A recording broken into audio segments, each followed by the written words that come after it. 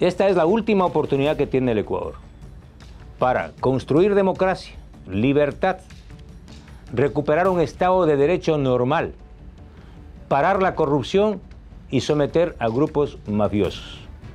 Si en esta ocasión el Estado ecuatoriano, la sociedad ecuatoriana, no vota por una opción democrática, no tendremos república. Yo estoy aquí porque hay un pueblo valiente que le pide a un líder que represente esa valentía para someter a estas expresiones de terror y de violencia que no permiten la paz y la prosperidad en el Ecuador.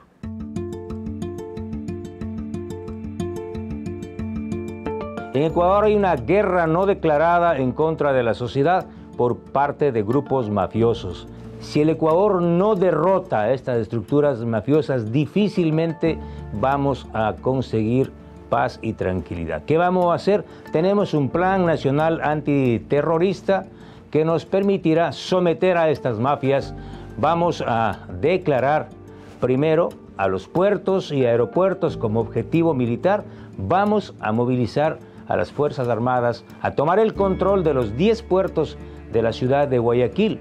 Vamos a tomar el control de los puertos con las Fuerzas Armadas y a llevar adelante un proceso de tecnificación y de control. ¿Por dónde se moviliza la cocaína desde Colombia al Ecuador? A través de las carreteras. Vamos a instalar sistemas de escáneres en las principales vías del Ecuador para controlar el transporte de los estupefacientes. Vamos a militarizar nuestra frontera con Colombia para impedir el paso de los estupefacientes. Esto lo vamos a hacer en el marco de un proyecto, reitero, de lucha en contra del crimen organizado, que además incluye la conformación de una Policía Nacional Antidrogas, de una estructura poderosa para enfrentar a los narcotraficantes, vacunadores, extorsionadores, sicarios, minería ilegal y estructuras delictivas de sobornos que dominan este país.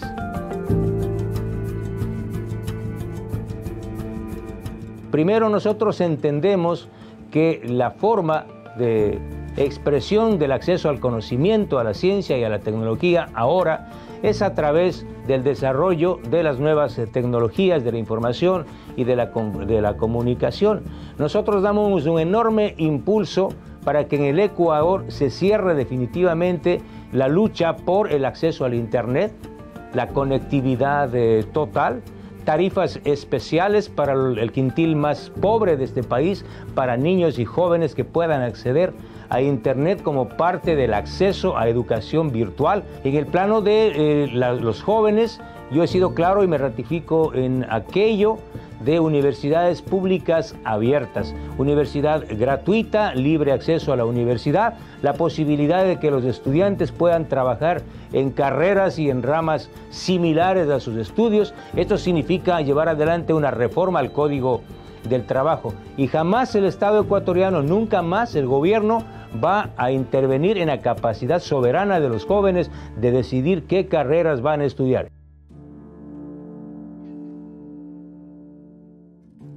Mi gobierno será un gobierno abierto al capital extranjero para invitar a los empresarios ecuatorianos a ampliar y a garantizar sus inversiones y participación en proyectos productivos. Requerimos de un Ecuador seguro. Una vez que vamos sometiendo a las mafias, vamos generando esa estabilidad en nuestro país. Bienvenido el capital extranjero. Vamos, por ejemplo, a licitar grandes proyectos gasíferos como el proyecto del gas del Golfo, invertir, ya sean por recursos propios o con recursos nacionales o extranjeros, la captación del gas en la región amazónica, líneas de crédito para el sector agrícola, para pequeños y medianos productores. Es decir, este será el gobierno de apoyo e impulso a la generación de empleo en el sector rural principalmente.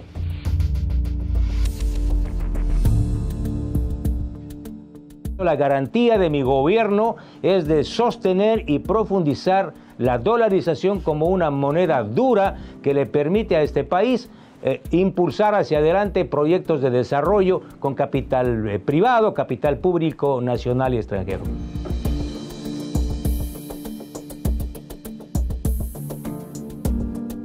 Mi gobierno no tendrá problemas con nadie, vamos a ser parte, a impulsar. Saludamos la integración de los países en el Mercosur. A nosotros nos interesa mantener muy buenas relaciones con nuestros socios. Somos socios con todos, aunque tengamos mejores relaciones con un país, pero toda la vida, toda nuestra historia se basa en muy buenas relaciones y se basará con Brasil, con Perú, con Chile, con Argentina. Es decir, en ese sentido vamos a hacer un gobierno de libertades.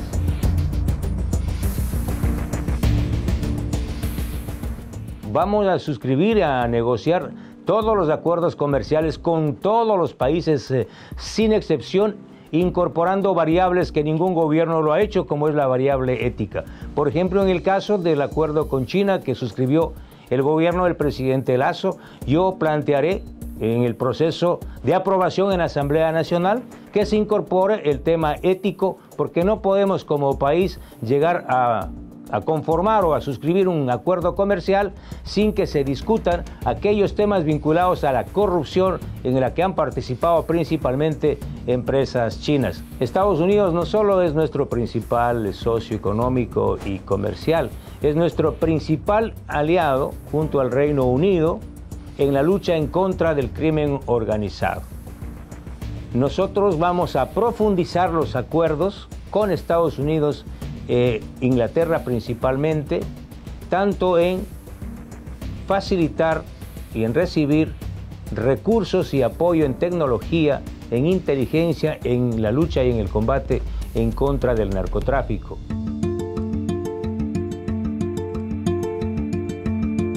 Yo tengo muy buena relación con las bases del movimiento indígena. Obviamente hay liderazgos que no coinciden o no han representado esa visión general de los pueblos y nacionalidades.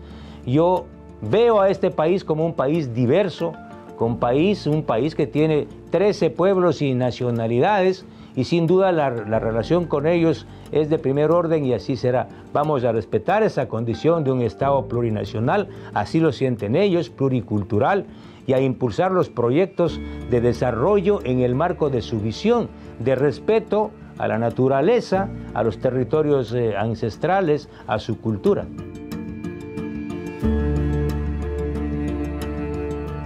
Estamos hablando que en los últimos 2 años cerca de 190.000 personas han salido del Ecuador. Se estima que aproximadamente 30.000 por la selva del Darién. Ni siquiera tenemos un registro de las víctimas y las condiciones de esa tragedia migratoria.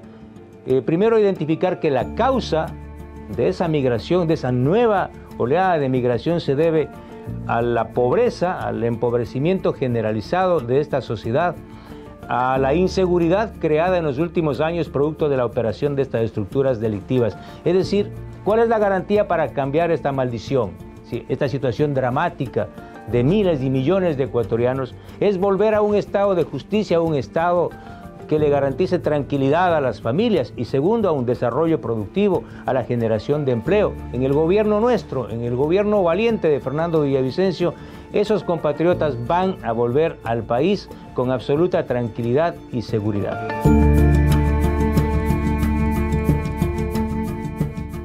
En caso de que gane el sí y al país le toque desmontar la infraestructura del bloque ITT, yo tengo una salida económica orientada a obtener los recursos que vayan a reemplazar las cifras a la derecha que se han generado en este bloque, y lo haremos a través de un proceso de renegociación de 21 contratos de servicios específicos que le darán al Estado ecuatoriano aproximadamente unos 400 millones de dólares anuales. Aquí hay entonces una alternativa económica para reemplazar esos recursos. En este mismo caso es importante decirle que yo plantearé una reforma o una modificación de los tiempos para desmontar la infraestructura petrolera. Yo creo que el Ecuador requeriría unos 3 o 4 años para impedir que se generen acciones legales en contra del Estado ecuatoriano, lo cual sería muy lamentable.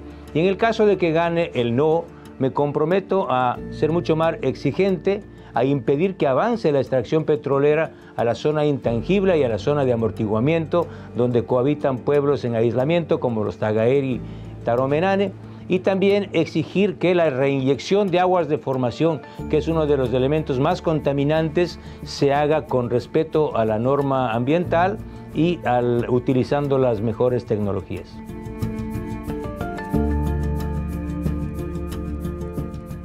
Sin duda, destacar que este será el gobierno de una lucha implacable en contra de la corrupción. En los últimos 15 años, este ciudadano que ahora se plantea y con orgullo llegar a la presidencia de la República, cumplirá lo que he hecho durante 15 años, combatir de forma implacable la corrupción. La corrupción le representa a este país un rubro cercano a los $7.000 millones al año, entre el 15, el 18 y a veces hasta el 20% de los recursos públicos se desvían a la corrupción. Este país nunca tendrá desarrollo si no atacamos la corrupción de frente. Ahí están los recursos para la obra pública, para la salud y para la educación. El Ecuador requiere un gobierno valiente y un gobierno honesto. Y sin duda, esta es la única alternativa.